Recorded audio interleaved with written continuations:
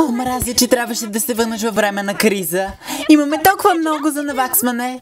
Като за начало един синьокос китарист само пита за теб. Флаш Сентри питал за мен? Не е ли това хубаво? Би могла да ни каже само малко от клюките от твоя свят? Тя има официален надслов сега. Принцеса на приятелството. Уау, това е наистина впечатляващо. Предполагам, наистина си ценен ученик на принцеса Селестия.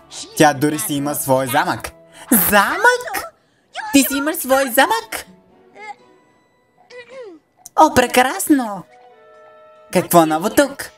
Тоест, освен че училището ви става цел на опасни магически съществата Еквестрия.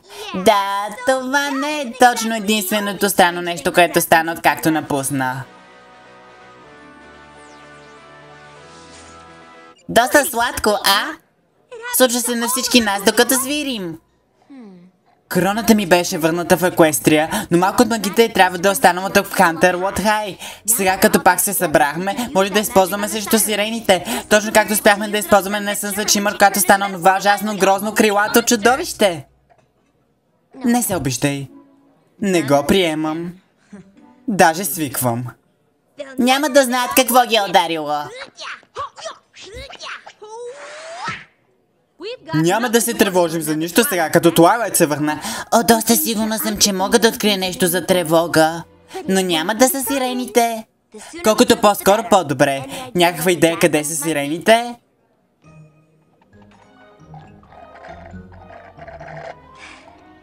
Има голяма партия до вечера за всички записани в шоуто. Това включва Дазлингс.